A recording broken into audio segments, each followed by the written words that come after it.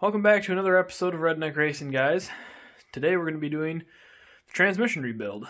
So, well, you guys probably can't tell just by looking at this, but I wound up taking this apart way more than I thought I was going to have to. So, well, I'm just going to flip the camera right around here and show you guys what I'm talking about.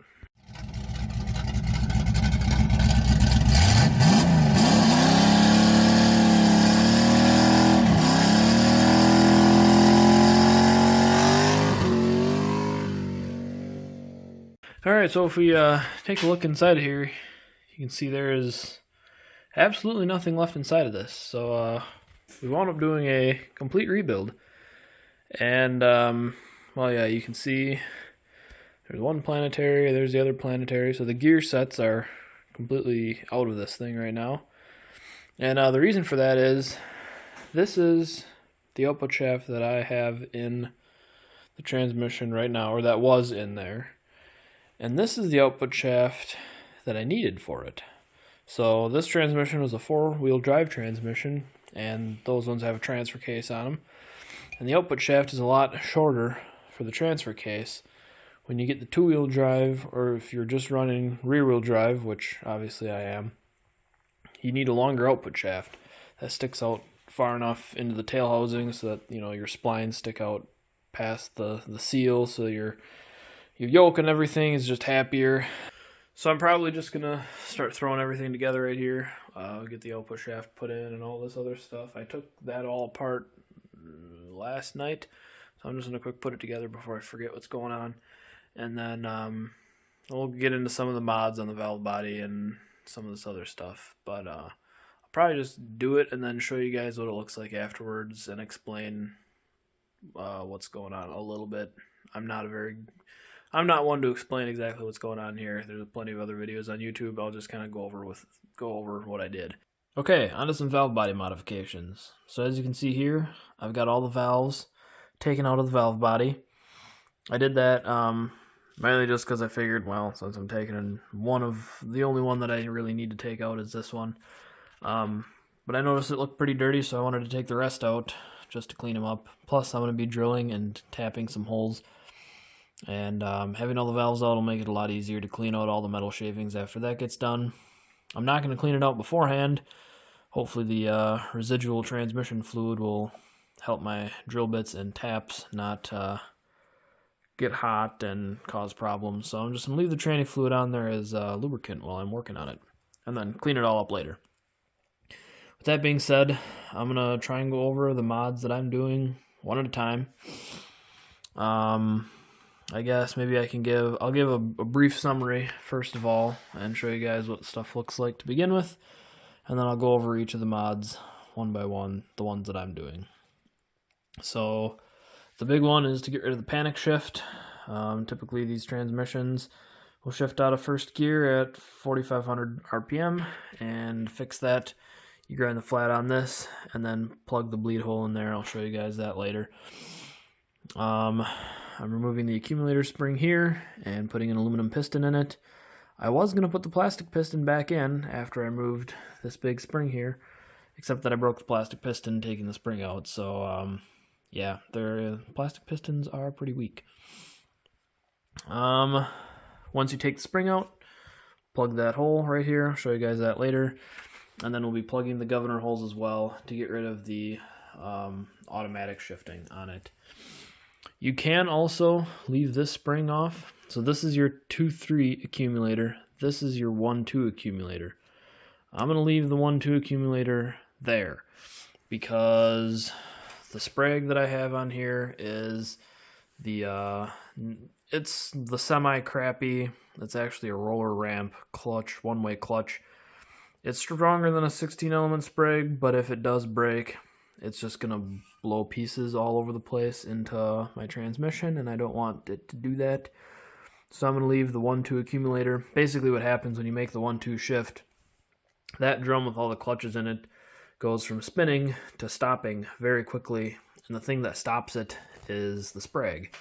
So that sprag is under a lot of stress for, momentarily as it is stopping that big drum. And the faster and harder you stop that drum, the more chances you have of breaking the sprag or slipping the sprag or breaking that clutch. So I'm gonna leave that maybe a little bit mushy for right now until I can maybe get a better drum or something. But that's why I'll be doing that. I'll also be leaving the 1-2 shift check ball, and the only thing I'll be doing to the 1-2 shift is drilling the hole out in the separator plate. So that's pretty much all the modifications on the valve body. The one thing that I'll be doing here is leaving off this ring, that seal right there, leaving off the seal on the center support, which is underneath that towel. I'll show you guys all that later. And what that is for is dual feeding the direct. Basically then when you're in third gear, there is fluid pressure on this surface and on this surface. And again, I'll explain that a little bit later when we do that mod. So right now, I'm just going to jump right in to the first mod, which is getting rid of the panic shift. So what I've got here is a 1/4-20 tap, and I've actually already tapped the hole out. But it's that hole right there. It's on the big valve that sticks out. You tap this hole, and I'm going to do what the guy from Mountain's Garage from Maine said to do, which is to not tap the hole all the way down in there. You guys can't really see that on camera. That sucks. But it's not tapped all the way down. I didn't put threads through the whole hole. That way the set screw that I'm going to put in actually has something to snug up against. So once the set screw goes in, I'll put Loctite on it, and it'll go in and actually bottom out so I can tighten it. And I'll do that with all the set screws that I'm putting in. So there's that. Now let's go grind 2 flats on this. This is what it looks like beforehand, and then I'll show you guys what it's supposed to look like after you get done modifying it. Alright, this is what it should look like when it's done, I think. And if you don't have a bench grinder, but you have an angle grinder and a vise, then you also have a bench grinder. The next mod is the 2-3 accumulator. Like I said, we've already taken the piston out. This is a pain to get out. And then I'm just going to be tapping this hole right here. So this is a 5/16 by 18 tap, and this one I'm going to make sure that I tap it down far enough so that when I put the set screw in, it doesn't stick up past the surface, because the separator plate still has to go on top of this. You don't want anything sticking up past this plane right here. So I'm just going to tap that down, try the set screw, make sure it goes down far enough. If I have to tap it farther, I have to tap it farther. You can go down pretty far with this one. This hole connects up with that hole down in here. So you don't have to worry about tapping it too far. Alright, there's the set screw installed. Like I said, it's well below the surface. It's bottomed out. I didn't put the threads in like all the way down because I still wanted to be able to bottom it out and tighten the set screw up. And this is just my check. I'll be pulling it out and putting Loctite back on it, but make sure you Loctite it so that no fluid can seep past. And then all that we would have to do to finish this mod off is just put the piston back on, put the little clip, this little clip right here, back on there with no spring. Alright, so I'm going to show you guys the hole that I drilled in here. Sorry about the noise behind me. It started getting cold in here, so I had to turn the heater on. But you can see right there is where the hole is. So that's just I think it was a 7/64 drill bit. It doesn't really matter. Basically all it's doing is, you can see next to the hole in the other bore, on top of the bore where my hole is drilled, there's a hole that goes off to the left. That's that governor tube on the left right there.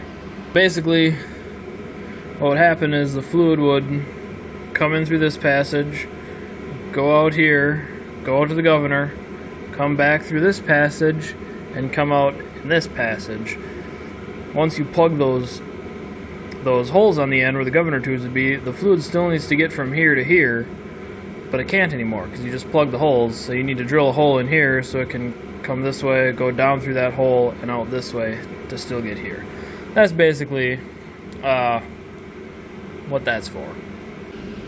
Another mod we need to do is to flatten out a portion of the boost valve in the pressure regulator valve assembly. So that's what comes out of right here on the pump, and there's going to be this big spring in there, and I was able to just push it down with my thumb and take the snap ring out with a crappy snap ring pliers and a screwdriver, and it was kind of a hassle, but I got it out. And then there's this piece, and this piece comes out of inside of this piece. And so what you want to do is grind it flat off on this right here. Again, just to bleed off pressure. You could probably grind 2 flats on it. You could, I mean, as long as it just bleeds pressure off. You can see once it goes in here, it just needs to be open to the transmission. Basically, this is the side that faces towards the back of the transmission. So this just needs to be able to bleed fluid off into the transmission, basically. The other thing that I am going to be doing in here is replacing the factory spring with an upgraded spring. I got this from a transmission shop, a local transmission shop. He said it was equivalent to a B&M shift kit, or like just a regular shift kit spring. So I'm just going to be running that. What I had in here to begin with was a spring and a horseshoe spacer. I don't think I'm going to put the horseshoe spacer in with this spring because I don't want to get too crazy. If I decide later I need more line pressure, I can always put this spring or the horseshoe spacer underneath the stiffer spring and then increase the line pressure even more. So this has all got to go back together, and then the pump should be done. To complete that boost valve modification, we also need to block this hole right here. So I'm just going to be doing a 5/16 tap and putting a set screw in it. You want to make sure that you can set the set screw down so that it doesn't stick up on the surface. The pump still has to seat on this surface, so you need the set screw to go in so it's past flush, basically. And this way we're going to be relieving pressure in reverse, or a pressure spike in reverse is basically what this mod is for. It has to do with the fact that we'll be leaving the modulator valve off of here. Separator plate modifications. So I'm sure if anybody has watched any videos on Turbo 400 modifications, you've seen something that looks just like this. There's a 2nd gear feed hole, 3rd gear feed hole. This one's going to get drilled out to, looks like 152 thousandths, and this one should be 1/8 inch, maybe a little bit less, 122 thousandths. So that's basically what's going to happen. Bigger and smaller. And then make sure when you get done drilling them out, you take care of the burrs. You can see right here there's a ridge that gets left on the backside after you drill the hole. So I'm just going to take a file and just run a file over this surface. I'll probably do the same thing with the valve body surface and the surface on the transmission case. Alright guys, now I'm going to be showing you how to dual feed the direct drum, or the direct clutch pack for 3rd gear. So what you have to do is leave this seal right here off. This orange piece right here is a seal. You leave off, there's a seal inside of here in the direct drum. So you have to take the whole thing apart to get at that. You have to take the clutch pack out and the piston out, and there's a bunch of springs that sit on these pegs. This is the crappy stamped piston. I'm just going to leave it. And then the last thing that you have to do is plug this hole. I would imagine you would also be able to plug this hole right here. It should all be the same thing because this feeds through, you know, it goes down through there and through that hole. The other thing that you could do is block that hole on the separator plate, which I believe is this one. I guess we could find out real quick. Yep, it would be this hole right underneath there. Is this one, or probably that one. I'm not sure. It would be a lot harder to plug that than it would be to do the other two. So what I'm going to be doing is taking this guy right here and just driving it into the hole right there. This was a little bit hard to come by. I wound up needing to order it through O'Reilly's. I didn't have it in stock, so it might be a little bit difficult to get that. You could also probably get it on Amazon or something like that, but I managed to get it through O'Reilly's. The reason we're doing all this is essentially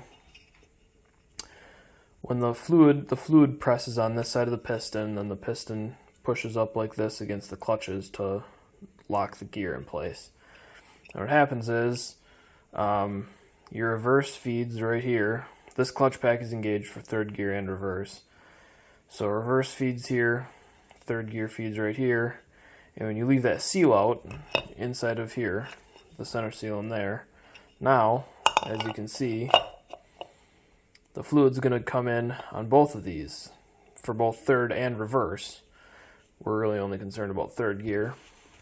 And then you wind up needing to block this hole. This is the reverse feed hole, and leaving this seal off. And I'd imagine what that does is it lets third gear and reverse feed through the same place. And it just gives you, instead of separating them, it basically just makes them the same thing. And they just obviously apply at different times, and then you have a lot more clamping force on your piston. So I'm going to go ahead and pull this seal off, pull the center seal down in here off, and plug that hole.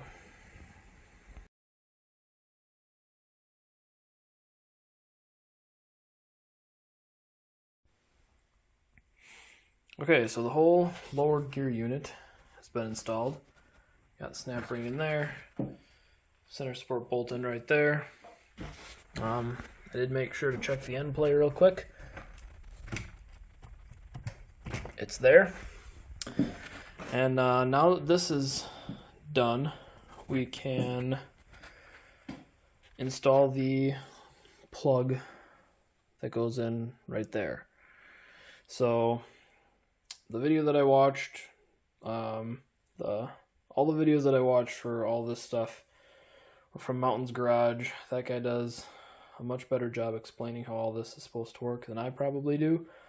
But one thing that he said in his video is install this after the center support is in. And the only reason I can think of for that is you're going to have to pound this in. The case is made out of aluminum. The center support is some sort of cast iron or steel or something much harder than aluminum. And the center support will help support that as you're pounding this in, so you're not just banging away on an aluminum case with this. You might wind up wrecking some stuff. That's why I'm assuming he said to do that. So I'm going to listen to what he said to do and put this in after the center support is in. So I'll just go ahead and whack it down in there with a pre-destroyed screwdriver. So should be pretty simple. It seems like it'll be a nice press fit in there. And yeah, once that's all done, we can put the clutch drums back in. I got that one drum assembled. And then everything should just go right back together. Putting the clutch drum back together. Putting some new seals on it. I actually had the whole thing put together, put it on the transmission, and shot some air through the circuit to see if it would apply. And it did, but I could see little air bubbles leaking out of the seal right here, and I could feel air leaking through the middle, so I figured I should probably replace the seals. And the old seals were easy to put on, probably because they were junk. The new seals actually seal, and therefore cause some problems trying to get them on. You can get these fancy tools that go in here and you can work them around the edge. The outer one is the one that was a pain in the butt. The inner one kind of slid over just fine. What I have right here, if you can see it, this piece of plastic right here is nothing but a piece of a soda can bottle. So I just used that, grabbed down with my fingers, ran it around the edge as you kind of slowly work this back and forth and push down, and it'll slide right into place. Alright guys, I just realized that I never actually filmed an outro for the transmission video, so I'm going to be doing that right now. The transmission, as you can see, is no longer even on the table. It's all loaded up and ready to go, so we got the motor and the transmission in there. So that's going to be it for the transmission video. I hope you guys learned something from that. I wouldn't maybe necessarily use any of that advice until you see the car running down the racetrack without any problems, because I don't really know what I'm doing. You might be better off just watching another video, so there's your disclaimer on that. But hopefully it was useful information. If you guys got any questions, you can leave it in the comment section below. I'll do my best to answer. Maybe somebody else will know the answer. But anyways, that's going to do it for today's video, guys. Make sure to like and subscribe. And definitely stay tuned, because as you guys can see right here, the next video is going to be putting everything in the car and hopefully firing up the engine. So definitely stay tuned and make sure to watch that video and subscribe so you don't miss it. With that being said, we'll see you guys in the next video.